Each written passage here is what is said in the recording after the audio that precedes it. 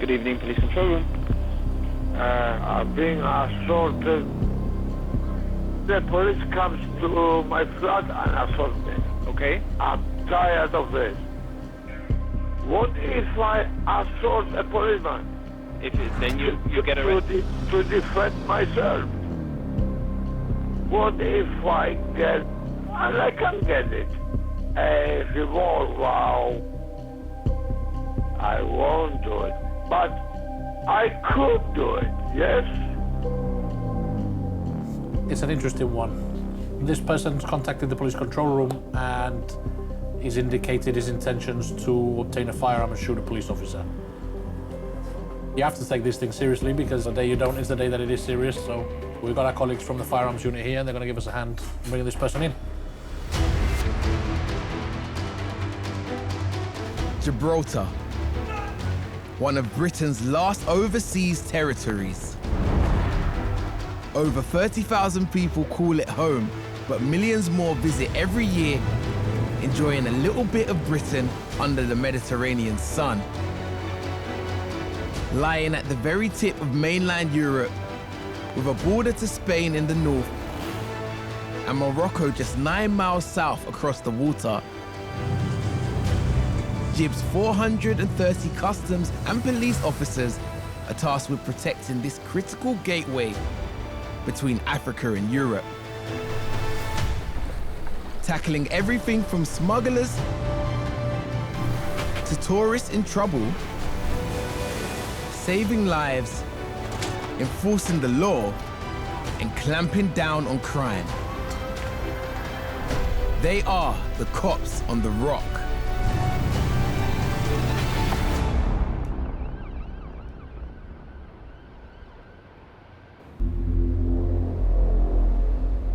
What if I assault a policeman?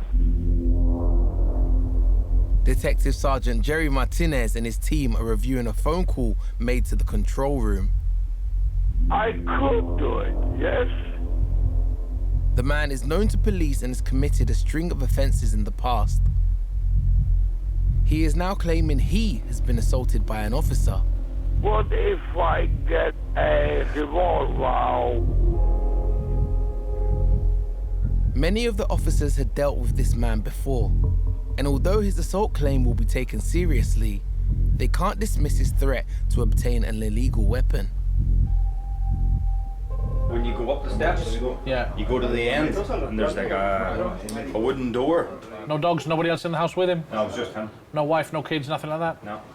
Dogs, cats, hamsters, rats. Don't remember seeing any animals. Okay. Yep, thanks. I'll let you know what happens, yeah? Keep you posted. We'll go have a chat with him.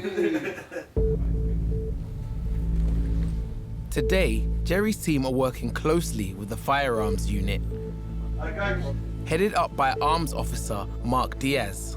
When he called, he was under the influence and stated that he was going to get a revolver and shoot police officers out on the streets. Okay. Jerry's already confirmed he's at his residence. He lives by himself. This guy has previous convictions for assault on police, resisting arrest, okay, possession of firearms and possession of ammunition. Okay. Once the subject has been secured, okay, Jerry, then your guys can go up. Yep.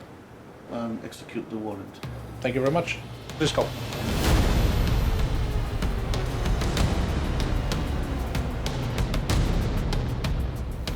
It's time for some argy-bargy.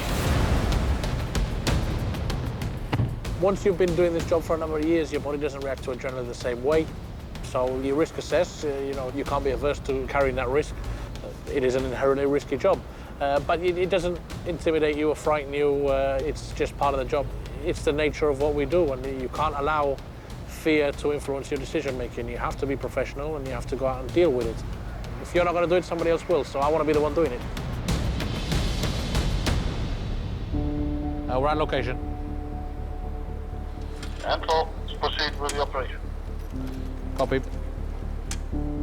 Because of the possibility of a weapon, the team has to wait until the building is secure. Byron Shute, one of Jerry's colleagues, is assisting with the raid. The armed officers are going to go in first. They'll deal with the person inside and then we'll follow. We'll stay a floor below whilst they're carrying out their inquiries. Yeah.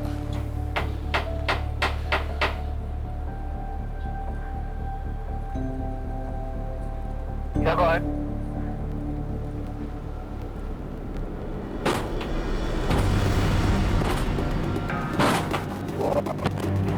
Breach, breach, breach, breach, breach! Firearms. Well done. Police! Police! We got entry, we got entry. Hang on, firearms. Entry's being forced. Police, can you hear me? Come down to the stairs. Okay, come down very slow, very slow. We got cuffs up. Firearms officers forced entry, and it appeared to have woken him up. He was asleep upstairs. For the intoxicated man, it's quite the wake-up call.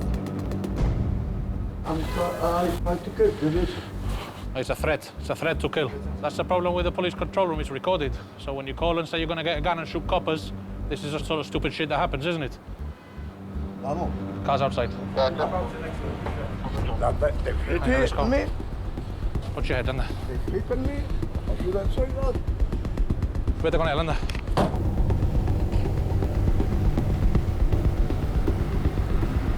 He didn't want to comply with the directions, didn't want to open the door. As you can see, we've got the big red key, and we managed to force entry, and he's been arrested just the other side of the door after several attempts to call him out. So he's offered very little resistance. He's been restrained by means of handcuffs, and he's gone.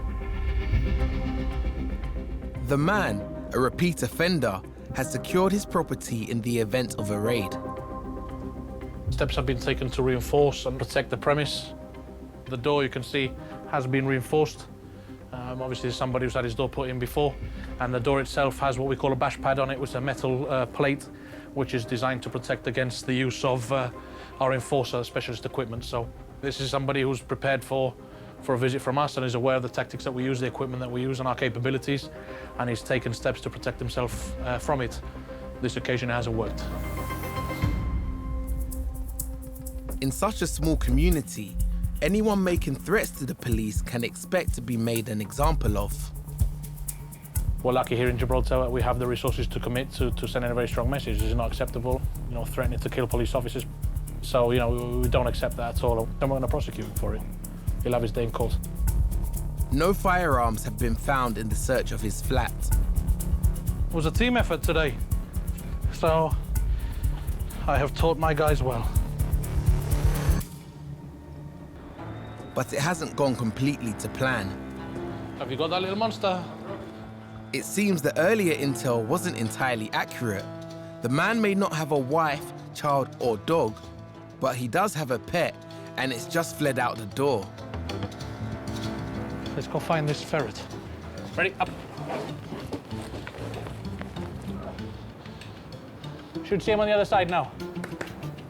You okay? Here he is. He's taunting me. He's taunting you. Catching criminals is easy. Pets on the run, not so much. Well done. There he is. There we go. Hey. What shall we call him? It's a bit like a Byron, doesn't it? Yeah. Oh. Let's get him back home. You got any little cuffs? One ferret safely rescued. There you go. He's really friendly. He's called Byron. Byron? Yeah, he likes Byron getting the ferret. scratched on the head and all that. He'll be fine.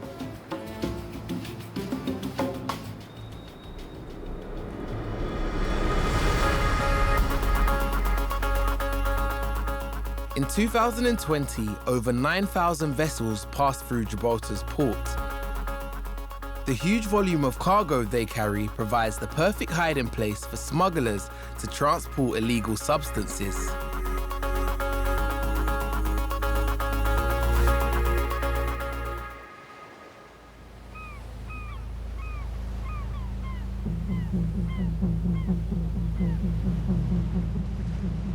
Today, the police marine unit has been scrambled to intercept a commercial cargo ship. Communication between ourselves about the tunnel. There's a boat coming into British Gibraltar territorial waters. At the moment, we just know that it's a suspect vessel. It possibly has some illicit cargo. It's a big vessel. Acting on intelligence received from international agencies, their instructions are to board and take command of the vessel. The first group, they've already boarded and secured the vessel. The ship is a Portuguese bulk carrier sailing from Colombia to Turkey with a cargo of thousands of tons of charcoal. But could it be carrying something else as well? We received intelligence that there was about between 170 and 200 kilos of cocaine on board the vessel. Detective Inspector Craig Goldwyn is helping with the investigation. With our firearms capabilities, we intercepted the vessel. And once the vessel was secured and it was safe enough for the search team to come on board, we boarded the vessel. And at this point in time, we are searching for the controlled drugs. The ship has a crew of 12, all of whom will need searching. The whole crew is detained for the purpose of the search of themselves and of the vessel, and the crew has been extremely cooperative. We haven't had any issues whatsoever. It was Georgians, Russians, Ukrainians, Hondurians. They spend here a lot of hours, days, months. It doesn't take a lot of work to just create a false cavity. And to reach what we call the skeleton of the vessel is very, very difficult. Kyle Galia from HM Customs is coordinating the search. We've broken the sections into letters, and then we give every section some numbers, and we start robbing off those which have been done. The vessel is quite vast, so there's ample room to conceal stuff. So it's a pretty difficult job, but you can see why the officers are looking very meticulously every single part of the room and look for something which is not ordinary. We're not talking about tons, we're talking about kilos, which makes it more difficult. That's what we're trying to locate. We're trying to locate slabs, which is what the information is all about. Over 25 officers have been deployed to search the ship. Is the SOCO available, over? And already a suspicious bag has been found. They can come, what do you need? Containing a white powder. Roger, possible Alaska, over.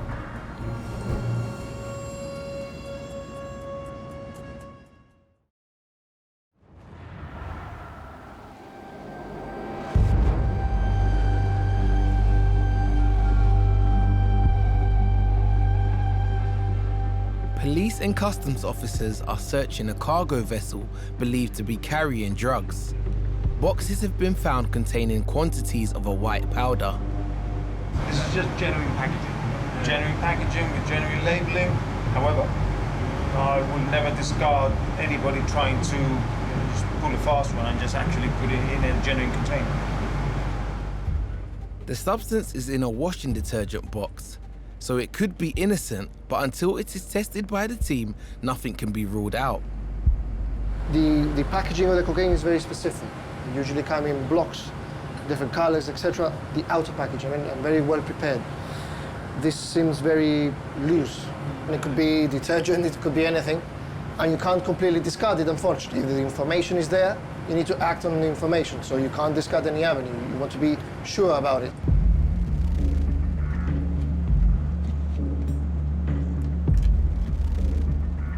The test will determine if the powder is cocaine. That's a negative on that one. We have a few more. We've got a few more to go along as well, so we can check as we go. We don't know what it's mixed with. It could be mixed with something else. So we need to get further tests. The ship is carrying thousands of tons of charcoal, a perfect hiding place for any narcotics. Okay, time of entry for ready, 1812. Specialist search teams with breathing equipment are brought in to search around the cargo holds. First one clear. Negative results on the first one. Jerry from the drug squad is on hand. This is 4 surface tanks, as you can see here.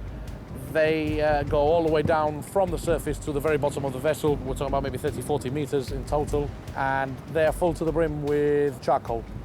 So we're talking about hundreds, if not hundreds of thousands of pounds worth of charcoal. The captain joked, but I think he was semi-serious, that this is 25% of the European supply of barbecue fuel at the moment. We've got this here on board, so if you bring a couple of burgers up, we'll have the world's biggest barbecue here for the next couple of days. But it makes it very difficult for us to search it. It's quite complicated, and you need specialist assets to do it. And you can see for yourself, look at the size of these tanks, they're absolutely huge. It just takes 30 minutes to open them. That's how heavy the container's lids are.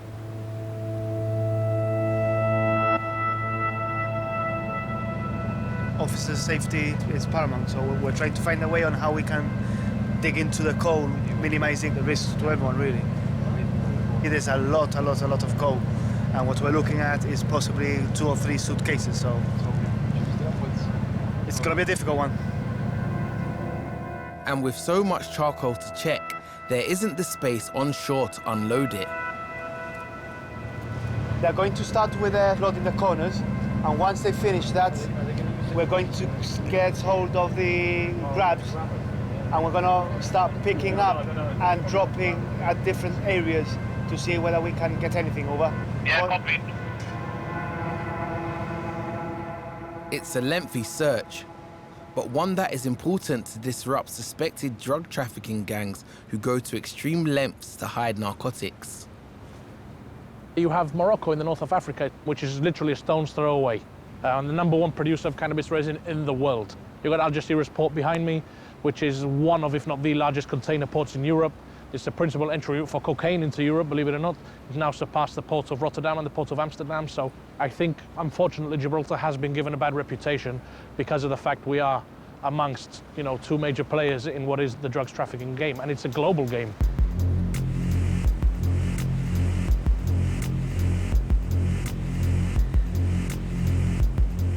As the night falls, the search of the cargo hold continues. It is a challenge. At the end of the day, we work hard because we want to achieve a result. It's about taking drugs off the streets. And that, I think, is the prize we want to get to. I just wish we could get through it a bit quicker.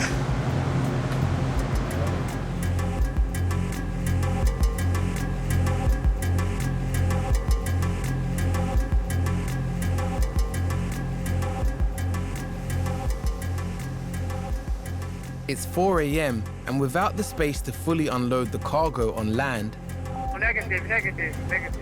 customs are forced to halt the search. This concludes our rummage of the tank. We've been able to search to the best of our capabilities. We've done a good job here, but unfortunately it's a negative result. Although nothing has been found, the team remains suspicious that something is amiss. But with international agencies closely monitoring its progress, it may not be the last time this tanker is stopped.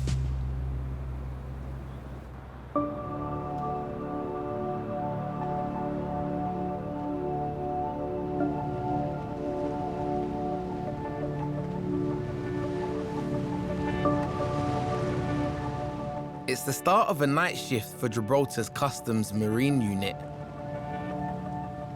Tonight, they are running a joint operation with their land-based FAST team to disrupt tobacco smugglers. Sides are on, fronts on. In Gibraltar, cigarettes are around 40% cheaper than they are in Spain, making it a prime money spinner for criminal gangs. The gangs are highly organized and operate with paid spotters who signal when it's safe for them to come to shore.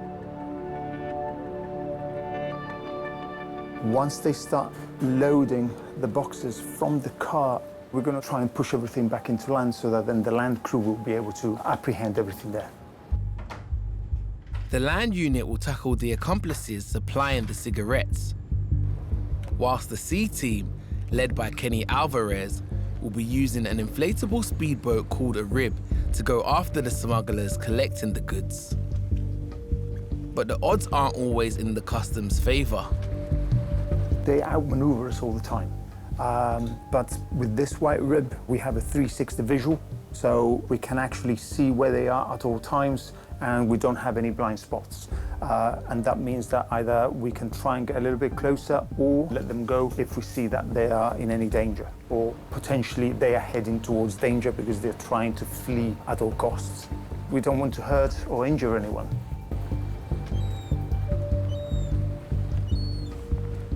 Kenny has spent his life in military service.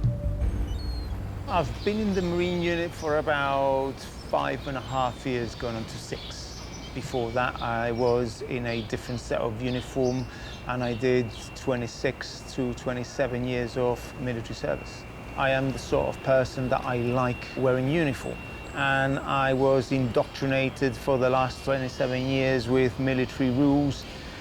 And now I have come over onto HM Customs, where there are rules and regulations, not as strict, but there are still rules that have to be followed, and I love it. A suspicious vehicle has been seen lurking in the area. The team get ready to strike. We're waiting for the vehicle transporting the cigarettes for them to give us the go-ahead in order to tackle the vehicle.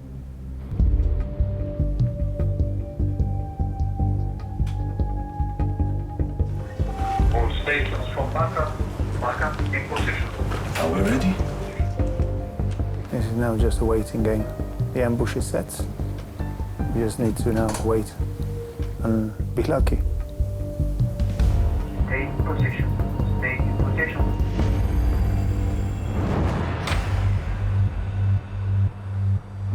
It's the early hours of the morning in Gibraltar.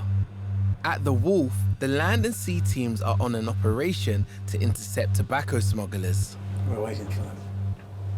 It's a cat and mouse game. Smuggling large quantities of tobacco is a quick earner for criminal gangs. But traveling just a few hundred meters out of Gibraltar waters, they can make a £5 profit for every carton sold in Spain. OP Echo 1. Patrol vehicle must be heading your way, over. The team is watching and waiting, but it seems a police patrol car may have spooked the smugglers. Possibly the spotters that are overlooking this area have spotted the patrol vehicle. So my bet is as soon as the vehicle leaves, we'll probably get some activity going on.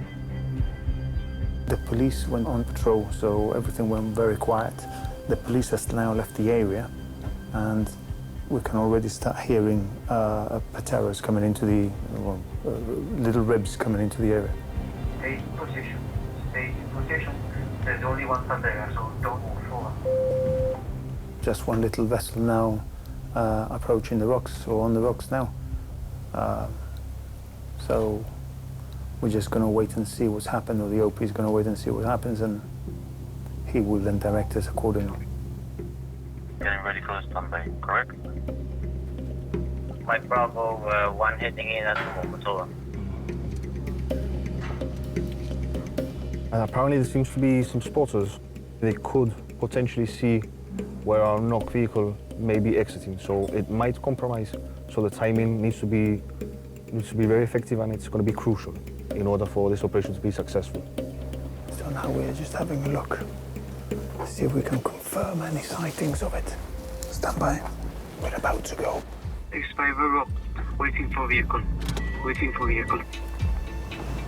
The vehicle must be heading your way. Are you ready, Lockton? Let's go. ¿Qué es lo que está diciendo? Knock, guys, knock. Both land and sea teams simultaneously scramble to catch the smugglers. Right behind them, right behind. Straight ahead, straight ahead. As one of the gang members is intercepted on land, Arrested! On the front, luego. Suelo ahora mismo, no. Suelo ahora mismo. Yo no tengo nada que ver, That's the boat, that's the boat! the smuggler boat has been spotted. Behind, behind! See how maneuverable they are.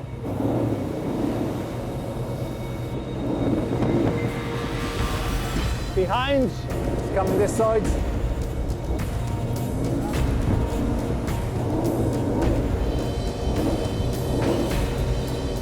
Push, push, push, push, push, push.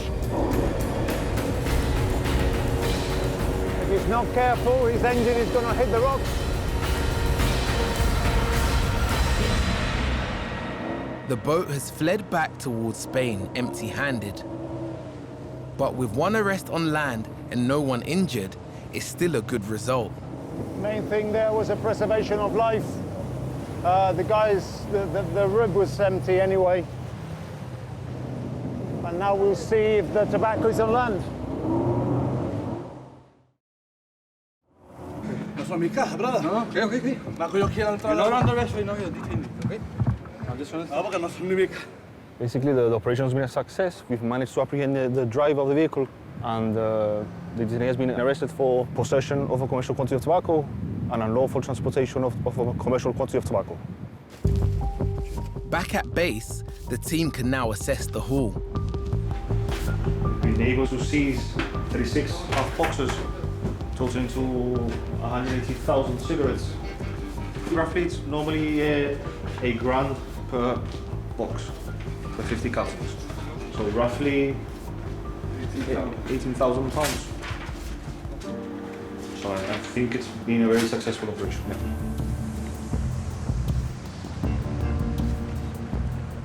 We have just confirmed that the driver has been apprehended, and the vehicle and the goods.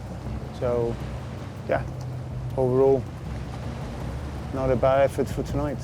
And as you saw, driving these beasts at night time in the dark, probably the best job in the world.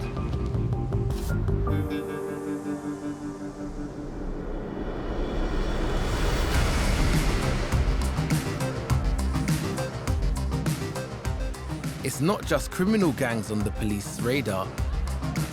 It's a Friday evening, and just like in towns and cities in the UK, the peninsula's bars and clubs are filling up fast. Great for the economy, obviously, but just extra work for us. And tonight, PC Gary Cooper's out on foot patrol. All right, buddy. With lockdown easing, partygoers are getting back into the habit of going out. But some people are coping with their newfound freedom better than others. As the night progresses, people start going into nightclubs, and that's when they start getting a bit rowdier. So we're out and about, trying to see if anyone's misbehaving. We'll try to catch them out before they have the opportunity to do what they should be doing.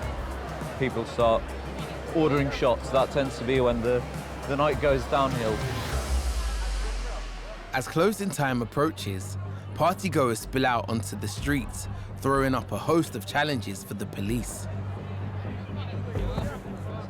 And when an urgent call for assistance comes through, Gary and his colleagues switch to their patrol car.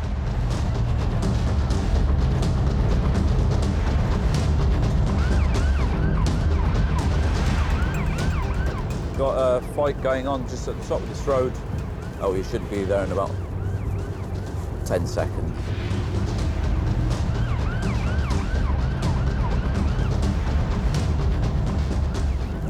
Oh, there's some people down there.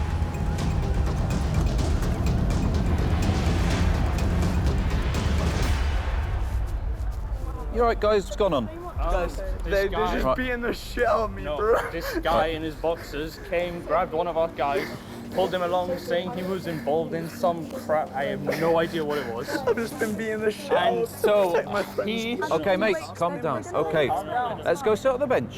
Come sit on the bench. I haven't had enough. Okay, come with me. Come with me. much I have. Wait, so you said that they hit you, yeah? And I've taken about 4 punches to the head. To the head. To try and stop my Does your head hurt? beating the shit out of me. Does your head hurt? Yes, my Yeah? head's in agony, bro. Are you bleeding from somewhere? No, it's fine, bro. Don't worry. How old are you? I'm 19. You're 19. Okay. The youth is shaken from what he claims is an unprovoked assault. Just look down for me. But there are no immediate signs he's suffered any serious injuries. You obviously had a bit to drink, yeah? So at the minute, I've had 2 shots. You've had a bit more than that, okay. Do you want me to be honest with you? Okay. I'll be completely honest with you. I've had 3 shots. I'm not drunk. So it's changed from 2 to 3. I believe you might be under the influence, yeah? I'm not drunk. Okay. I can tell you for honest, I'm not drunk. The injured man appears to be slightly the worse for wear after a drinking session, which can make situations like this extremely unpredictable. Okay, buddy, listen to me, okay?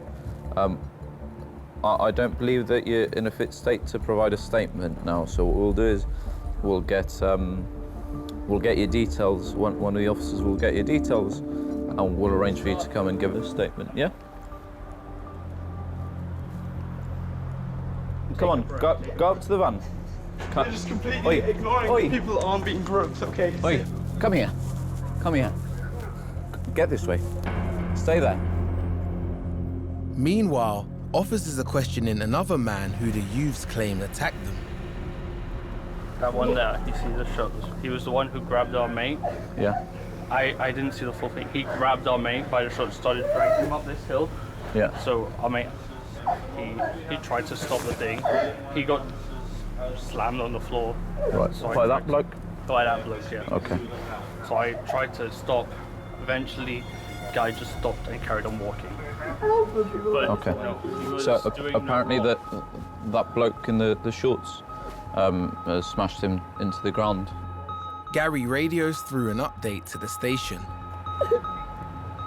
Yeah, he says he's been involved in the altercation, but he's quite under the influence. I'm not under the influence, I'm just drunk because I've been drinking. But the accused man's account suggests the intoxicated youths aren't as innocent as they claim. Did someone throw something at the window?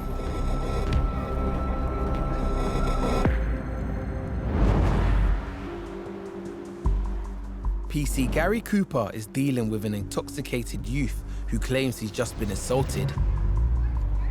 They're just beating the shit out of me, bro. He had something to drink, buddy. The youth's friend has pointed out the alleged attacker.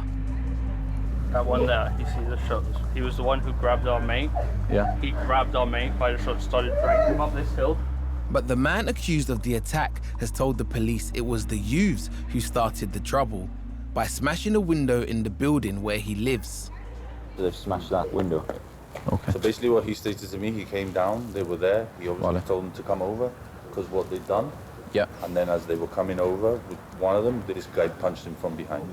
Okay. That's when the other guy got him by the neck and they took him down to the floor and that's how he has the other injury. Okay. The job has turned unexpectedly. I'm gonna call control and give them an update. Control from 7-8.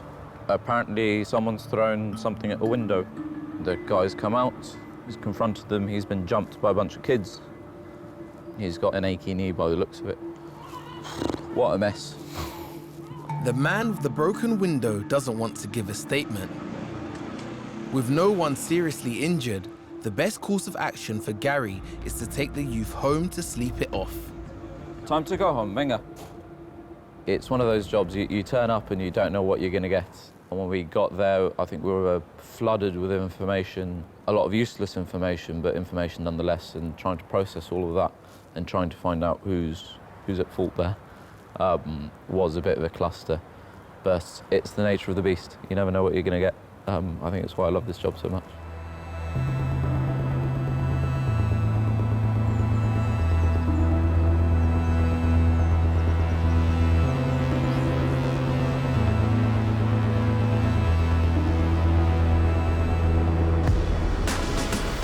In 2002, the residents of Gibraltar voted in a referendum as to whether the UK and Spain should share sovereignty. It was a landslide rejection in favour of staying as a British overseas territory. But still, offshore, where the territorial waters meet, it remains politically fractious.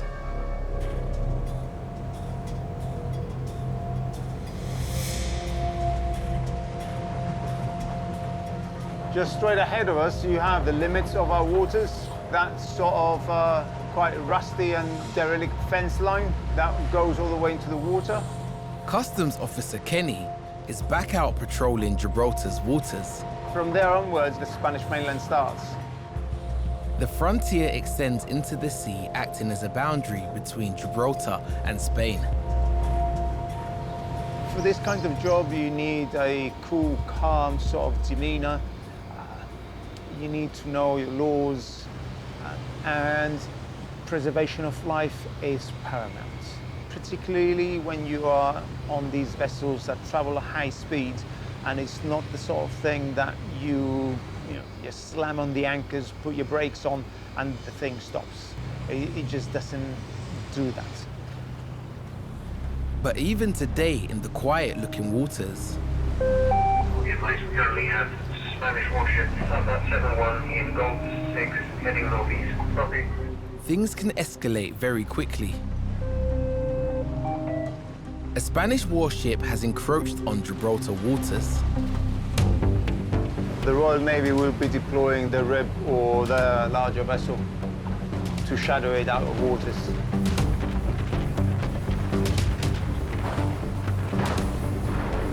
It's a political game, probably. We only have 3 miles of territorial waters. They have the rest of the Mediterranean, so is there really an excuse? And there they are. And it's still heading in towards land.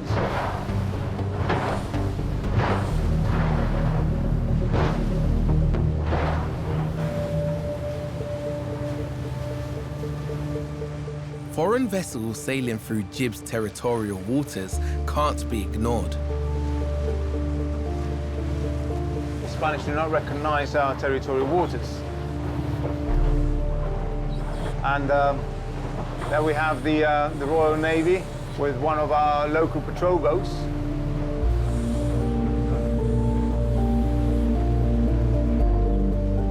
The units will stay with the ship until it leaves Gibraltar waters. Kenny will log the incident as the ongoing diplomatic standoff continues.